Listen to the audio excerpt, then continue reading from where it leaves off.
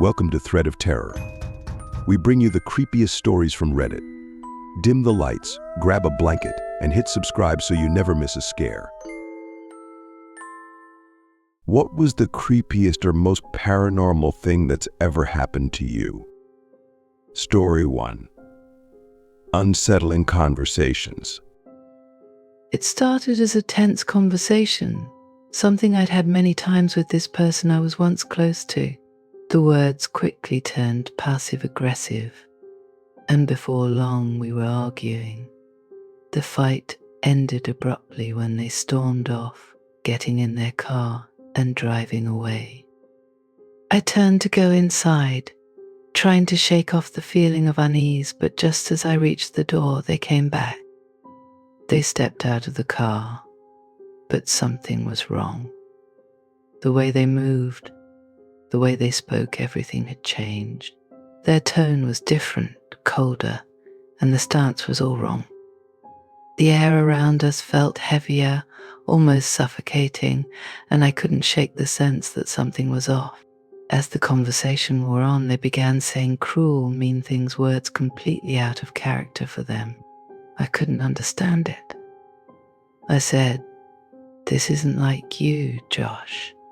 They stopped, stared at me for a moment, then replied with a chilling calmness, "What makes you think that I'm Josh?" The hairs on the back of my neck stood up. That's when the fear started to creep in, something dark wrapping itself around me, suffocating. I tried to keep the conversation going, but I couldn't concentrate. The whole thing felt wrong, like I wasn't speaking to the person I knew, but something else, something pretending to be them. Finally, I told them to leave. They turned, got back in the car, and drove off. I rushed inside, shaken, and tried to tell my sibling what had happened. Only moments later, the doorbell rang. It was the same person. They were back, standing on the doorstep, looking confused. "I'm sorry for how things ended earlier," they said, eyes wide with sincerity. "I didn't want to leave things like that." I couldn't hide my shock. "Why did you say those things earlier? What happened to you?" They looked at me as if I was insane. "What are you talking about?" "I've been driving for hours trying to clear my head." I stared at them, the feeling of dread returning. Could they be lying? Or was something more sinister at play? That dark feeling still lingered in the air. I'll never forget how it felt. It still haunts me. Story 2. Horrifying glimpse into crime scene evidence. A couple of years ago, I was working as the manager of a computer repair department for a retailer. One day, we had a client's computer in the back running various malware and virus scans. I was busy with some morning paperwork near the computer, and the screensaver on the client's computer was displaying random photos from their My Pictures folder, mostly family photos, children's birthday parties, the usual stuff. Then, from the corner of my eye, I swear I saw a picture of a woman from the shoulders up with her throat cut. It was so vivid that I stopped what I was doing and focused on the screen. But just as quickly as I saw it, the image changed back to photos of a car show. At the time, I brushed it off and tried to go back to my work, but something about it felt unsettling. The day went on, and I thought nothing more of it until I was bringing another customer's computer back to the repair area. Again, from my peripheral vision, I could have sworn I saw a bloody body bound in the trunk of a car. My stomach dropped. Something wasn't right, and I started to panic. I grabbed one of my employees and explained what had just happened. We both sat there, watching the screensaver as it cycled through photos. It's against company policy to search through a client's personal files without cause, but we couldn't ignore the feeling that something was wrong. For 10 minutes we sat in silence, watching the images flash on the screen. That's when we saw it. A photo of two bodies buried in a shallow grave in the woods. Then, another photo this time, a severed hand lying in a kitchen drawer. My heart was pounding. This was no ordinary photo collection. I immediately went to find the general manager and showed him what we had seen. We agreed that it was time to contact law enforcement. Just as we were about to make the call, the owner of the computer, along with another man, arrived to pick up the device. I greeted them and explained that the computer wasn't ready yet, and it would be a while. The man looked at me, then explained he had been called there because someone had reported finding photographs of a grisly murder on his computer. I was taken aback. I showed him the photos on the screen, and that's when his partner started laughing. Apparently he had taken some of his work home with him. He was a forensic investigator and had no idea that some of the crime scene photos were set as his screensaver. I was left shaken, relieved it wasn't something more sinister, but I'll never forget the terror of seeing those images flash before me. The whole situation still haunts me. Story 3. The Unseen Intruder. I shared a room with a guy in college who was a musician. He would stay out late almost every night and come home around 3 or 4 in the morning. Our room was a straight shot through the kitchen from the front door. One night, I woke up to the bedroom door opening and figured it was just my roommate coming home after a gig. I thought it was strange that he turned the light on when coming in. He knew I was a light sleeper and would normally use his phone's light to shine around the room if he was looking for something while I was asleep. My bed was twin-sized and positioned against the wall connecting the bedroom to the kitchen. When he came in, I was facing the wall. I kept my eyes closed and pretended I was still asleep because I didn't feel like having a conversation with a most likely drunken friend while I was still half asleep. I heard him go to his side of the room, opposite of my bed, and rustle around his desk and dresser looking for something. Sometimes he would grab some clothes for the next day and go stay at a buddy's house, so I wasn't concerned. Then I felt him start reaching under my bed. I kept a few things under there, but he would normally ask before taking anything of mine. At that point, I was really confused and annoyed by all this. So I made it a point to passively roll over on my other side and face the middle of the room and the direction from where he was reaching, so he knew I was upset that he was ruining my beauty sleep. Then I heard nothing, but I could feel that he shot up from under the bed and was just standing there. I never opened my eyes, but I figured he would either apologize for waking me up or something. But he never said a word. He just stood there. After probably 2 minutes, with the light still on, I heard him leave the room and go to the kitchen. I opened my eyes after a couple more minutes because he had left the light on in the bedroom. He wasn't in the kitchen, but he had pulled a knife from the knife block and left it on the table. I checked around the house and couldn't find him, but quickly realized my Xbox, book bag, wallet, etc. were stolen. I called my roommate to see if he had been home, but he was miles away at a party. He still had his house keys and never gave them to anyone else prior. I must have accidentally left the door unlocked that evening, which was the one time someone decided to check the knob. The police never followed up with me after that night, so I doubt they ever caught the guy. I can't imagine what would have happened if I had opened my eyes and seen that guy standing there, or if I had chased him out to the kitchen. Story 4. The Vanishing Train. I was driving to pick up my friend from the airport one night around 10 p.m. His girlfriend was with me, eager to see him as soon as possible. We were heading down a dark, desolate back road that I'd never driven on before, but I was following Apple Map. Eventually, we came alongside a train moving at the same speed, blocking our view to the right side of the car.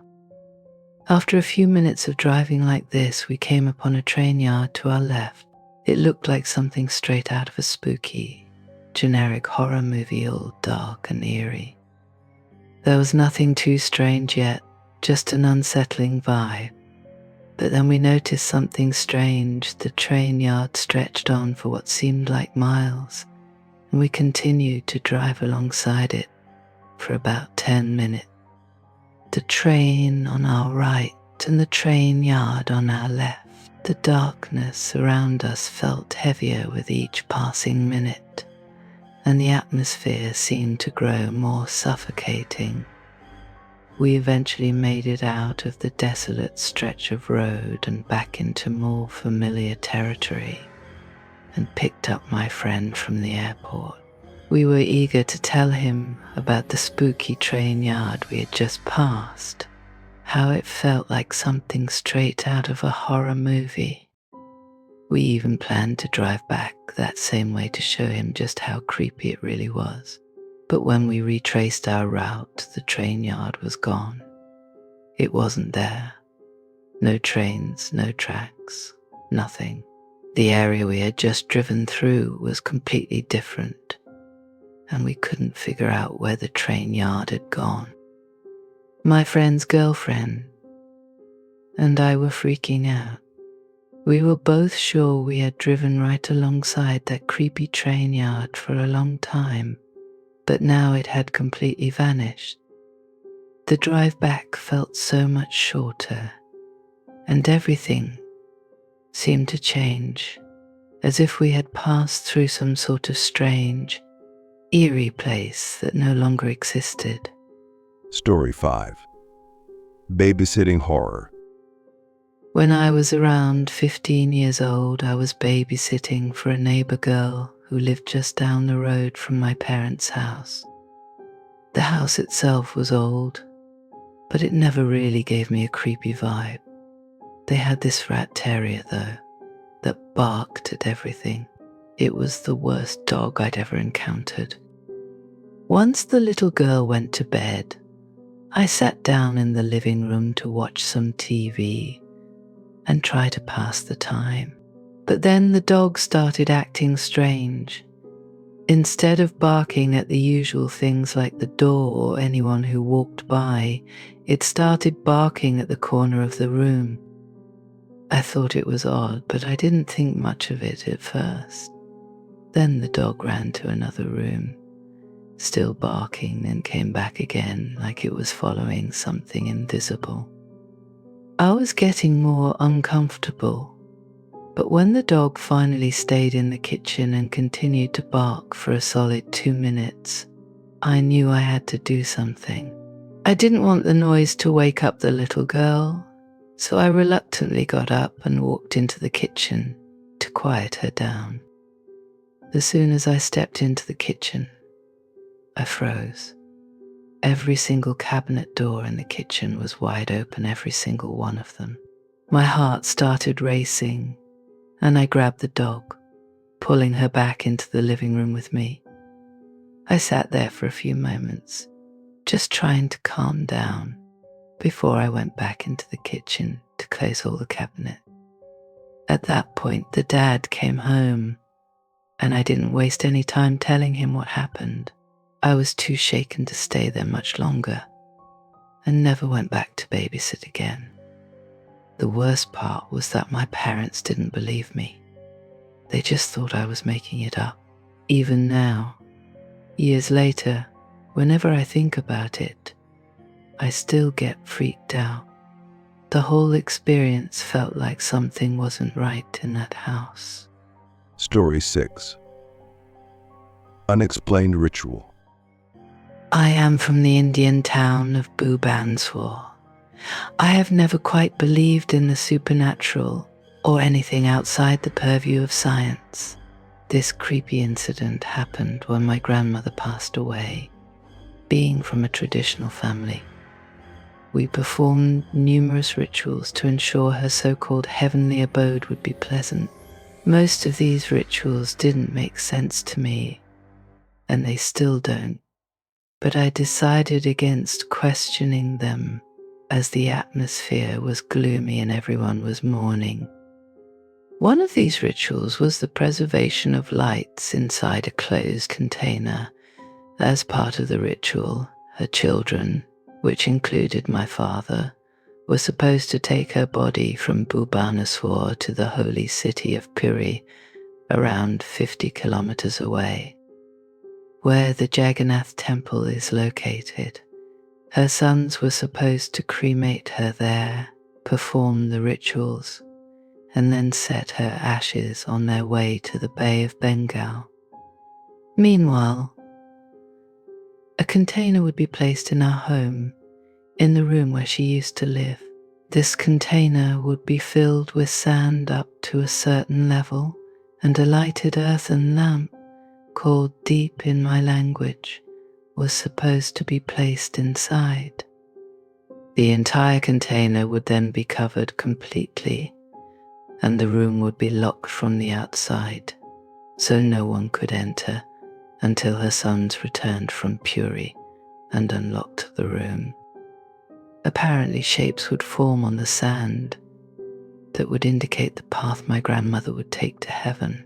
I was told that when my grandfather passed away, the shape that formed was that of a ladder, which was interpreted as him going to heaven in a ladder or through steps.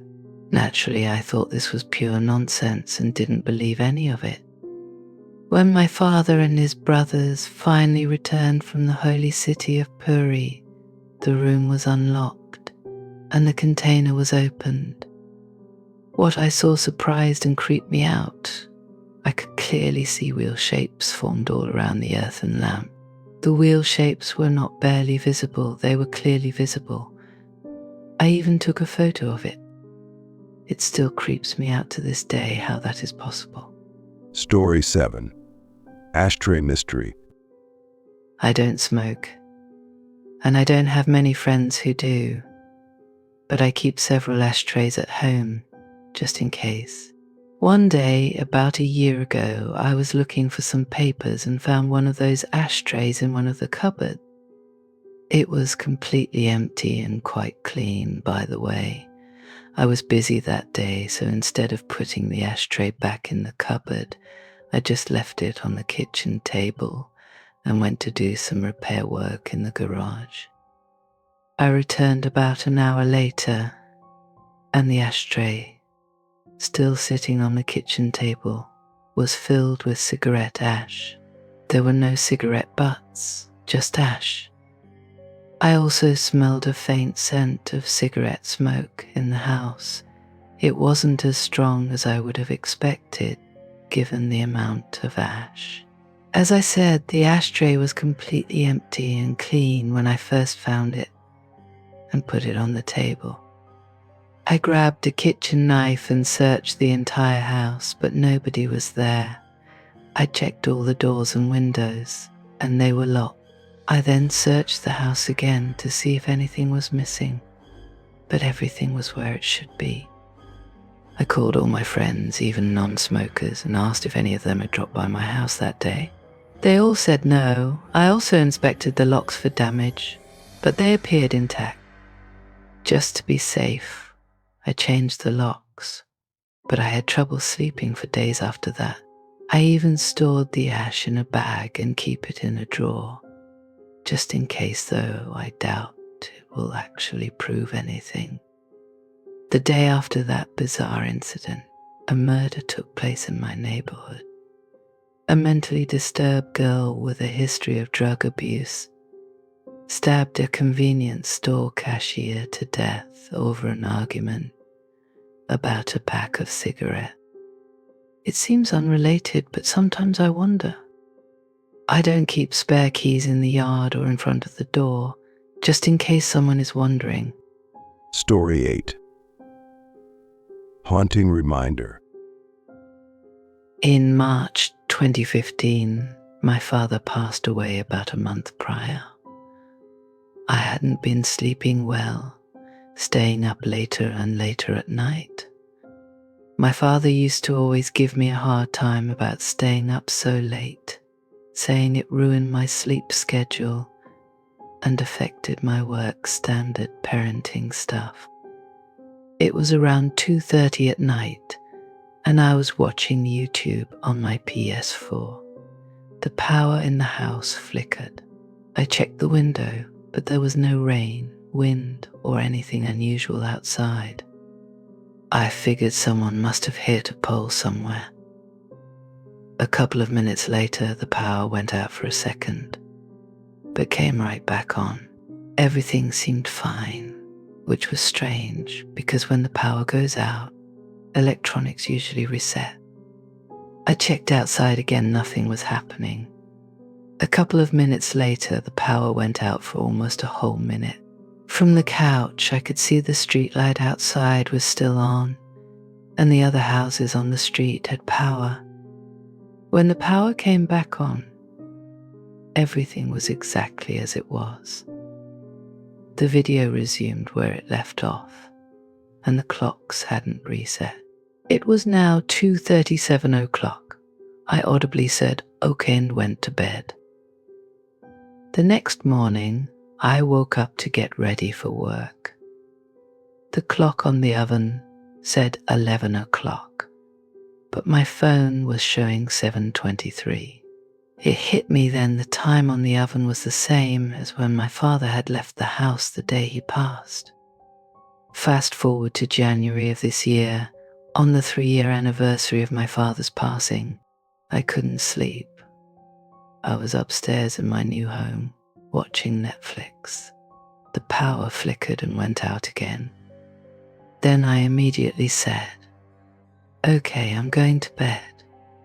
The power came back on. The next morning I was getting ready for work. I noticed the oven clock said 11:41 o'clock. It's clear Dad doesn't like it when I stay up too late. Story 9. 2 men, 1 door. One evening, my brother and I were home alone, just relaxing and watching television. Our mother was working a night shift and our father was out. The house felt unusually quiet, but we didn't think much of it. Around 10 o'clock at night, our father came home. He pushed the door open slightly and poked his head through to greet us. Both my brother and I turned around and said, hello, as we usually would. Our father smiled and closed the door behind him. But just 30 seconds later, the door opened again. This time a different man stood in the doorway, greeting us with a friendly hello. My brother and I looked at each other, confused, but we greeted him back, assuming that a friend of our father's had come along with him. The man closed the door behind him. A few minutes later, I went into the kitchen where my father was, expecting to see his friend. But when I entered, I was surprised to find my father alone, making dinner. I assumed that his friend must have gone upstairs to use the bathroom. Curious, I asked Dad, who was that man who came back with you? My father gave me a confused look and asked, what man? I repeated, the man who came back with you. My father stared at me, clearly puzzled. He replied, I came home on my own. I couldn't understand it. I was sure we had both seen the man. I could still remember his pale face and white hair, an image that was burned into my mind. My brother, who had witnessed the entire encounter with me, was equally freaked out. As my father continued to look at me like I was crazy, I felt an overwhelming sense of dread. Had we seen a ghost, or was there something else at play? The man we saw didn't look like anyone we knew, and yet we both had seen him clearly. And my father? He was alone when he came home. Story 10.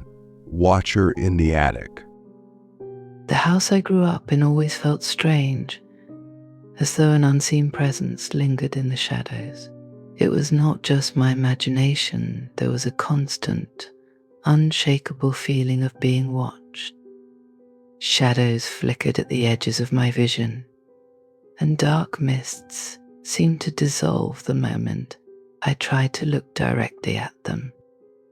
My older sister had her own fears, especially when it came to the attic.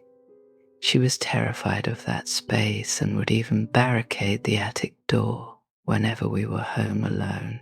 She never explained why, but her fear was obvious, and it was contagious. Despite this, I often ventured into the attic to retrieve toys, old clothes, or forgotten stuffed animals.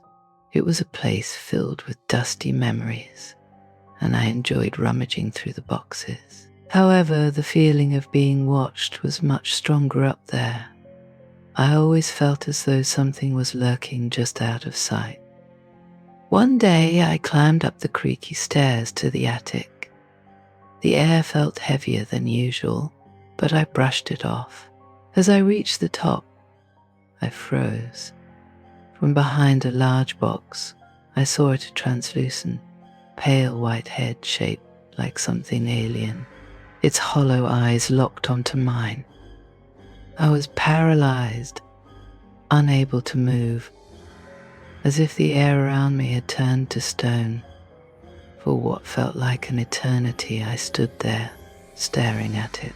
Slowly, almost deliberately, it began to lower itself behind the box, disappearing from view. The spell broke, and I bolted down the stairs, slamming the attic door shut behind me.